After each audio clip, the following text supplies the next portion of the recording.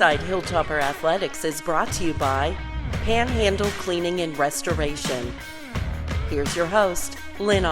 Welcome to another edition of Inside Hilltopper Athletics. We're joined with head women's coach Kyle Cooper. Coach, another week playing quality teams. So let's start with the Frostburg game. Frostburg comes in with the leading scorer in the nation, but a team that you had beaten at home early. So give us your thoughts on the Frostburg game. Yeah, I mean, I think obviously you're going on the road with a team that's got a lot to play for, and I think sometimes we always forget that both teams want to win the basketball game and are probably going to kill themselves to do so, and to no surprise, that's how it was. I thought we started off the game really, really well. I mean, the runs we put together in the first 4 or 5 minutes of the first quarter and the second quarter, I think, are a testament to what we are capable of doing, and it's about not necessarily having that elite level play for 4 or 5 minutes, but having a consistency level that's not too far below that. To their credit and to the credit of their players, they responded. Still go in, I think it was 3 possessions up at half. Felt good going into the second half, and then I thought they started making a lot of plays in that third quarter, and we were just not able in crucial moments to generate the kind of looks that they were able to generate. So unfortunately come out on the wrong end of that after another game that I thought we had a true opportunity to win and steal a big one on the road and sweep them on the season. So what makes Weekly such a tough cover? I think she's really strong. I think that if she can get leverage going downhill right, she's pretty deadly. I think her efficiency level would show that. You know, she shoots a high clip, but if you look at what her spots are, and I know you're a big NBA guy, so that's the trend that everybody talks about. You can't let people get to their spots. She does a really good job of getting to their spots. You have to give, Jenna Eckelberry a lot of credit. She is, in my opinion, a front runner for Coach of the Year this year. She's done a phenomenal job, and she does a good job of getting her to those spots. So you've got to be dialed in, and you've got to be dialed in every play because they are perfectly content with letting her take half the shots at times of the game. I think on the season she's taking over a third of their shots. So it's about knowing what's coming and saying to yourself, can I make something not happen, if you will. You talked about you got off to a great start, and I think the big word that you referenced was consistency, because it's almost like feast or famine with your team's starting games. Sure. You're either totally on fire or you can't throw it in the ocean. And from someone that coached a million games like I did, I know there's no quick fix for that. If that was the case, you'd already do it. But for sure. Does it drive you insane? No, I mean, I'm perfectly at peace every day of my life, and I just making light of it aside, I think it's just hard because I think the other thing that people forget about is the level of care this program has for each other, for the tradition of this program, and sometimes you press. Like, that's just the reality of it. We do it as coaches, we do it as players, and when things aren't actually going your way, sometimes outcomes-wise, it's hard to weather it. But it can be maddening, but I know it's maddening for them, so I feel for them just as much as I feel for me or Coach Seth or anybody else.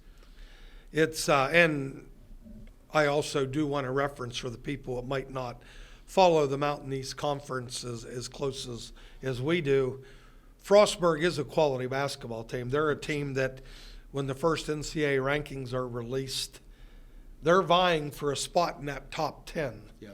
They get off to a little bit of a slow start, and then they've really, really picked it up. So, and you did beat them at home. For sure. So quality basketball team. And then it obviously didn't get any easier. We welcome Fairmont to the ASRC, and Fairmont comes in with a 1-game lead in the MEC standings at that point. Tell us your thoughts on the Fairmont game. Yeah, I thought it was kind of a game that, we knew this going into the season. There were going to be some games we were going to have to grind out. There was a lot of parity going into the season when you look at our league, and it is shaped out that way. I mean, there is no doubt, and there are many people that reference it, there's probably 8 to 10 teams that could win a lot of games in the conference tournament in 3 weeks.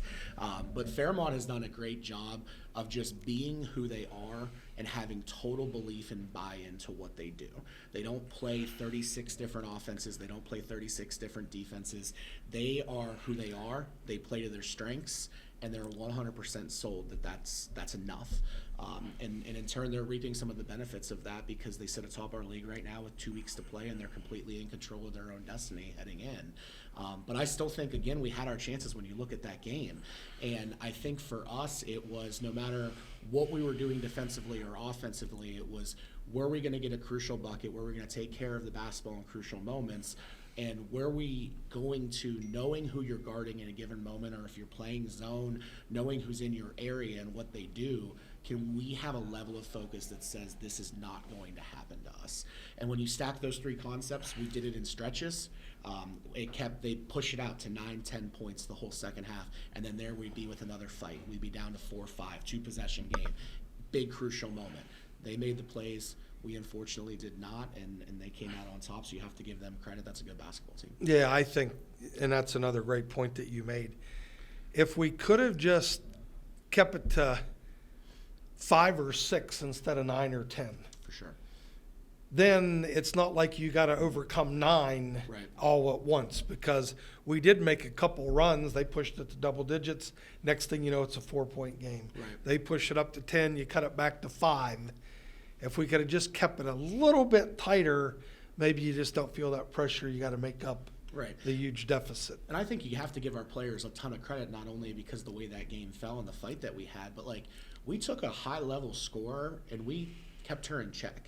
I mean, Alyssa D'Angelo is a big-time player. She's vying for Conference Player of the Year with Weekly and others, and including our own Corinne Thomas. And you're sitting there going like, man, when you look at her efficiency, it's down. And then you look at their next elite scorer, if you will, and that's Huffman, the younger of the two, the wing scorer more, versus the point guard. We did a great job against her. It's the Katie Dardells of the world that continue to be a thorn in our side because they take who they are and they put it on steroids, and man, is it effective. Yeah, she's all over the place. All right, Mr. Clegg, up to you. Okay, well, good morning, Kyle. Thanks, Coach. We'll look ahead at this week's matchups here in a second, because it's another difficult week, late season in the Mountain East Conference. But before we do that, I want to look back a little bit at Saturday. You were part of that ring ceremony that we had here for that, the historic 1997 championship team and all. And those players came back and they were very appreciative, and it was really a touching moment. You see the emotion and everything they had. And it just struck me when I was watching that it was 1997. Yeah. None of the players on your team were even born in 1997. Correct. And I was just wondering, in this day and age, do today's student athletes, how does an event like that and the legacy like that, how does that resonate with student athletes today? I think when you look at, especially knowing who our players are, it resonates greatly with them because, it's not just scoreboards. We have winners in this program, and winning loves winning. So there's an appreciation for that and the foundation and everything else. But I think from the jump of Coach Seth and I taking over this program and the rest of our staff, we've been very intentional with getting them to understand the tradition of this program. And we have layers and layers and layers of that. And all of the stuff that happens, not when the lights come on, not when the scoreboard's on, gets oversight, I think. And from starting way back when we took over, one of the very first things we did, Joanna Burnaby wrote a letter to the team about what it means to play in a Hilltopper uniform. So like that one resonates with me. We've had Angela Hicks come and speak to our team. Christy Peabody was recognized this year in the Hall of Fame and now recognized for this. Like you start looking at some of those people that were there, including our own Coach Ullum here on the podcast, like they've created all those layers and layers of tradition. It's been our job to make sure it's never forgotten, and we've been very intentional in doing that. And it's out of respect, and our players feel that respect and that gratitude, and they're just working every day to make sure that their story's told one day too. And I don't care about the outcomes of games. I know this team's story will be told because we have some elite level players and people, and that will never go unseen. All right, well, getting back to this season, this week coming up, taping this on Tuesday morning. Tomorrow night, go to Glenville State. Saturday, we've got Concord coming in here. Just quickly looking at tomorrow night's trip to Glenville, always a tough assignment down For there. sure. Different venue, their style of play. You played them before this season. What strategic? Are you going to change anything? Do you do anything differently after seeing it live? What do you do to counteract their up-tempo defense? I think we just continue to clean up details so we can take better care of the basketball. I think much like West Virginia State, and I referenced this a couple weeks ago, you have to find a way to be playing against Glenville, not Glenville's system on a consistent basis. Because as much as what they do can impact you from a standpoint of rebounding the basketball offensively and forcing turnovers, if you will take the attention to details necessary, protect one another, play as one in a way that allows you to get over the top of that pressure, you're going to get any shot you want. And then it's playing with confidence, playing with advantage situations. If you'll get stops and rebound the basketball, you're going to get to play in transition and not see the pressure as much. So it's finding ways to chip away and not let the negative plays stack and let the positive ones rain through. And you're going to be in that game, and I have no doubt. And then it sets you up because Concord wants to pressure more than they ever have. They've embraced that a little bit more this year. They did that to us down at their place. So now you got stacked games where we're going to see pressure on Wednesday. We're going to hopefully get better in it, feel success in it, have an opportunity to be worthy of winning the game, and then spin that right into, can we build off of that, get ready to go, not have it impact us against Concord at home on Senior Day where we're recognizing some really special people. Right, and speaking of that, it's great Saturday last week here in the ASRC. Another big Saturday coming up, last home game of the year. Yep. Senior Day, as you mentioned, for your seniors, Concord coming in here. Big game, a lot of implications in terms of conference standings and just so many things on the line. Speaking of Senior Day, just talk a little bit about the matchup like you just did with Concord, and also touch on some of the girls that you've been with for a long, long time that are going to be playing on this court for the final time. Yeah, I think we stayed dialed in on Glenville, and then when we get there and flip the script, it's going to be continually us trying to find ways to control the things we can control and experience success. But there's I can tell you, nobody more than myself and the rest of the people inside these walls of this program that want to experience success on Saturday for those three because they've earned it. There's so many great stories. We referenced some of them last week on the podcast, but you've got three elite individuals, not just elite players, and their journeys deserve to go out the right way on Saturday. So I'd be unbelievably grateful if we could have everybody there, everybody in support of them, 2 o'clock, show up early, give them the applause they deserve, and then let's support them through a win on Saturday. All right, well, thanks, Coach. So as a reminder, Coach Cooper just mentioned, go on the road, Glenville, 5:30 on Wednesday, return home, last home game of the season versus Concord, Senior Day. Get here early, 2 o'clock on Saturday. Coach, good luck. Yeah, and thank you, guys. Let's get a couple. Disasters happen. Pick the team that takes care of them all. Powered by offices in Wheeling, Morgantown, and Pittsburgh, Panhandle Cleaning and Restoration is ready to handle any size emergency at a moment's notice. We have the right people, knowledge, and equipment to respond 24 hours a day. I'm Kyle Cooper. When disaster strikes your home or business, tell your insurance provider you prefer the restoration company the Hilltoppers call, Panhandle Cleaning and Restoration.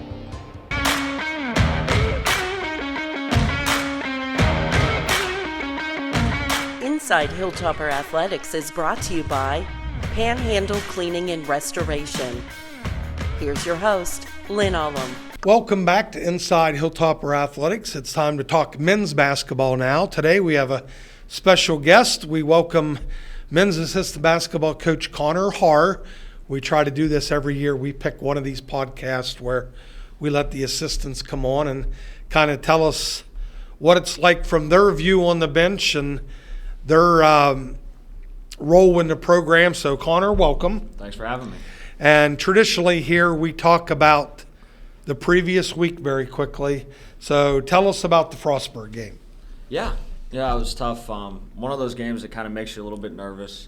We our guys have the internet. They see their record. They see our record. Kind of gives them a chance to, maybe think they can take their foot off the gas a little bit, but, that's not the case. We want to be able to, keep improving each game and keep trying to get better from each game no matter who the opponent is. And it was tough for us. We had a lot of guys that were sick, some guys that were under the weather, some guys that I think might have been ready to go. And then once they got in for a couple platoons, they realized their body wasn't feeling right. It wasn't catching up to them. So made it a little bit more interesting than we probably wanted it to, but it was a good win all around. Credit to Frostburg. They played really, really well in the second half. They had some guys hit some really big shots.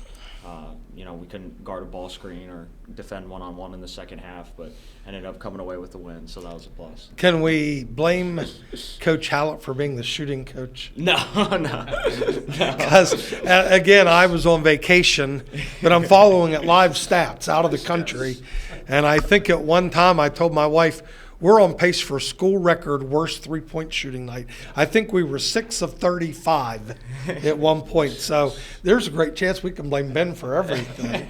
But you found a way to hang in there. You won 90-80, I believe. Mm-hmm. So then you're coming home, and it's one of those games that the cliche is you circle on a calendar. Every year we welcome Fairmont State to the friendly confines of the ASRC. So probably a game of two halves, but I'll let you talk about it. Yeah. So obviously, Fairmont's always a huge game given their reputation, how well they do each year in and out, and the rivalry that we've built up. So our guys are pretty ready for Fairmont for the most part. They understand that, we're going to get their best shot, they're going to get our best shot, and we're going to have a really good crowd on both ends, no matter who's home and who's away. So guys are ready to go, and, it was a tale of two halves pretty much. I think that first half, we kind of struggled a little bit guarding one-on-one, especially in the back end of the first half, just constantly rotating, giving up wide open threes, layups at the rim, most of the time from their bigs too. They got really skilled bigs, especially when they go small with Jollander and those guys, and it was tough for us to be able to contain them with our bigs one-on-one in space. So we did a much better job in the second half, held them to 9 field goals made, and kind of allowed our press and the turnovers that we created within our press to obviously wear on them and, more importantly, create easy buckets for us offensively even when our shots weren't still falling. So is it an adjustment that's made at the half, or is it just guys cleaning up rotations and things that enabled you to play such incredible defense in the second half? Yeah, I think it was just cleaning up some things in terms of the rotation side of things. Like, we just got put in rotation a lot less frequently. In order to be put in rotation, there has to be some kind of breakdown, whether that's on the ball or off the ball. And, I think we're just a lot more in tune on the ball, guarding one-on-one, maybe just giving guys that we feel like, not being too proud and saying like, hey, this guy is quicker than me off the bounce. Like, I might want to give him a step. I might want to play the drive a little bit heavier rather than just pressuring him 24/7, and especially in the half court. So I think that was huge for us. Well, really, really impressive second half. I believe it was tied at 38 at the half, and you ended up winning 85-60. 85-60. So any win over Fairmont's always a good win, and I say that out of respect because they're a program that every year you can almost pencil they're going to be in the NCAA tournament. They're going to vie for conference championships. So a game that both sides look forward to. So, Mr. Clegg, now you get to torture young Connor. Connor, welcome to the podcast. Congratulations, 2 more wins last week, and we've been alluding to it. The Fairmont State game, tremendous second half effort, holding a team like that to 22 second half points, and still a little shorthanded. Some illness, late season injuries. It's coming down the stretch. Coming into this week, how would you assess the health of the team in general? I think we're good. I think we're all good. I think we're ready to go. I think everybody's feeling pretty good. Most of the guys that were sick had a game under their belt. We still have 1 or 2 guys that maybe need that game under their belt with playing a full 40 minutes and being able to play at game speed and everything outside of practice. But I'd say this is the healthiest we've been in a while. Okay, and heading down to Glenville State tomorrow night. Good win against them up here. I think it was a little over a month ago. A game that you hit like 20 3-point field goals in, which obviously makes everything a little easier. But never easy to win on the road in this league, no matter what no matter who you're playing. And of course, the Waco Center can be a challenging venue. And this late in the season, how do you avoid the upset bug? Yeah. Glenville is a really tough place to play, especially going there on a Wednesday night, tough trip. And I think for our guys, they know how individually talented Glenville is. They know that they have really good guards. They know that they can put the ball in the hoop. They have really good guards. They have shooters around them. And I think because of that, it becomes a little bit easier for us to be able to sell how up we need to be for this game. And we've had plenty of guys too, even transfers now, like John from Wheeling, who's played plenty of games in the Waco Center. Right. So, I think that our guys are pretty focused. They understand the task at hand. And, we've kind of had a saying with our team right now where we're just taking it each game at a time. And, we're down to 4 games left. And, it's about taking it one game at a time, and hopefully after Wednesday we'll be able to say we got 3 games left. Right, and like you said, down to 4 games left, so that brings up Saturday, which is another huge matchup. It's just with Concord coming in here. I think they're like 18-4 right now. So this game not only conference implications, but regional NCAA implications. You guys went down there, got a real quality win. Your first trip down there, so it's coming back. And it's also, on top of that, it's the last home game of the year. It's senior day. You're going to be saying goodbye to some pretty good people. There's always emotions involved with that. Do you guys as a coaching staff, do you do anything, or is there any kind of a special treatment that you talk to your guys about dealing with these emotions, the final home game, the senior day, and stuff like that? And just to focus on, this is a really important basketball game. Yeah, I think the most important thing, first of all, is you never want to end your senior day on a loss. So, being able to win and being able to understand, and everybody's pretty much aware of this in our program, like everything that we do as the ultimate team. And we try to instill that in guys from day one when they get here to day whatever when they leave after 4 years, 2 years, whatever it is. Yes. And that's the most important thing, is it's going to be a very emotional day.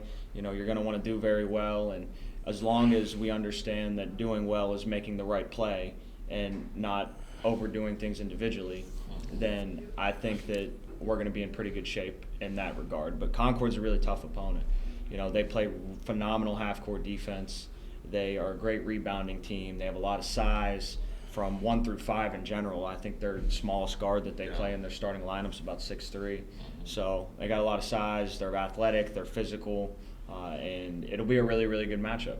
Definitely looking forward to it, Coach. So, for those out there that don't know Connor as well as we do, Connor's been with us for a while, but the previous years it was as a student assistant, and then as a grad student assistant.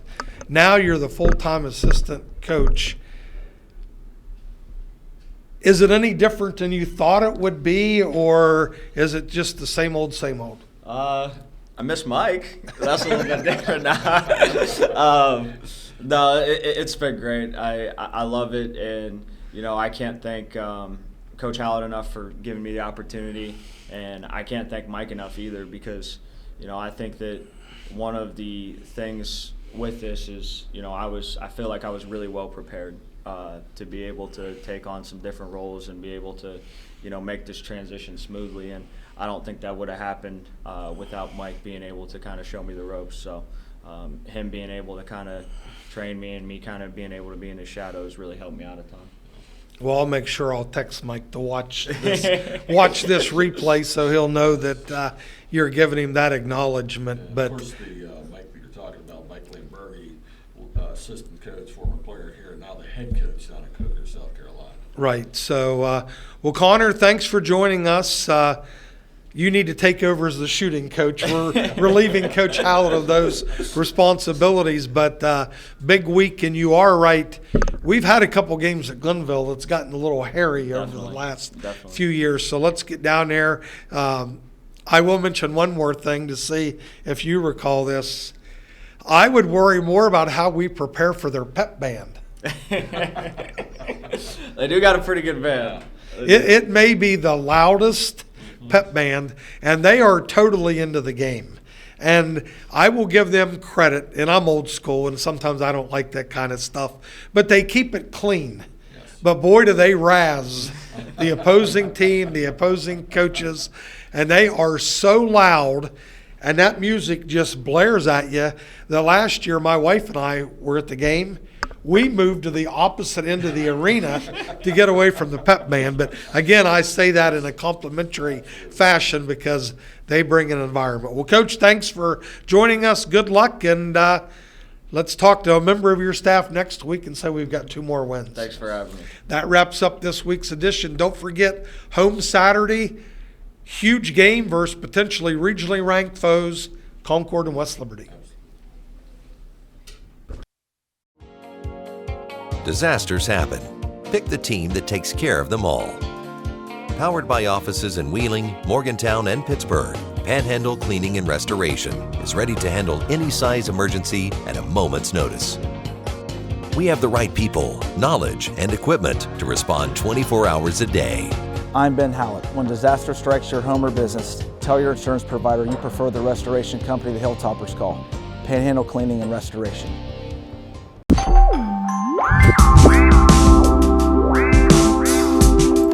Hi, my name is Oceana Smith. I'm a community arts major at West Liberty University, and today I'm going to show you what it's like to be in my program. So starting off today, we're going to go into my CEP practicum class. So what I would like us to do today is the creation of a button. So if you had to create your own button reflecting your practicum experience so far, what would it say and why? Some of the best parts of the program so far have been the friends that I made and the experiences we get to share both on and off of campus. Because it's a growing program, the community arts majors are very close-knit, as well as the entirety of the community education program. So it's great to be sharing these experiences with people that I call friends rather than just a classroom full of students. I would encourage others to consider community arts because you don't have to know what you want your future to look like at first.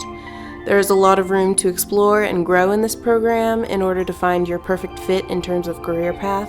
It's designed to have flexibility and the ability to be tailored to your personal interests. And the coordinating director, Dr. Miriam Roth Douglas, is an amazing educator and passionate about the success of her students. My little pin just says creativity lives everywhere. At my practicum site at the Stifle Center, I've been really pushed to develop my creativity on my own. And then I just put some cute little decorations around it just because I felt like it. Now we're heading into my community empowerment and engagement class. We'll do a little warm-up, a brainstorm competition regarding some of the things we've worked on in our previous session. I would like to see which group is able to write down the most ideas and concepts in 90 seconds. So. The community arts program at West Liberty is based on a lot of problem and project-based learning. Rather than standard tests, we get to apply the information we learn in class to problems and projects in the community. Our most recent project has been with Grow Ohio Valley in downtown Wheeling. Their mission is focused around food security and food sovereignty, a problem that Wheeling has been struggling with for a long time. Our job this semester is to come up with possible community projects that can go into the 17th Street building that they recently purchased and are trying to transform it into some kind of community center that will really benefit downtown Wheeling and meet the needs that the Wheeling area has.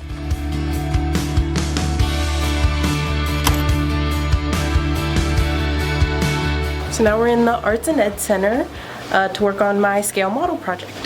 On campus, we have the Center for Arts and Education. I think it's one of the best resources that we have here at West Liberty. It comes into play a lot in the community arts program, as you can imagine. The Center for Arts and Education is a makerspace that we have here on campus where you have access to sustainable found materials and creative elements to help craft projects. It's also a great area for creatives to go and work on their passion projects. In one of my CEP classes, we currently have a group project going on. We are working on a scale model for our proposed ideas to go into the 17th Street building at Grow Ohio Valley. For our project, we hope to create a space for locals selling product to connect with graphic designers in order to design and create packaging and branding for their products. And we also want to leave room to work in internship opportunities for West Liberty's VCD program.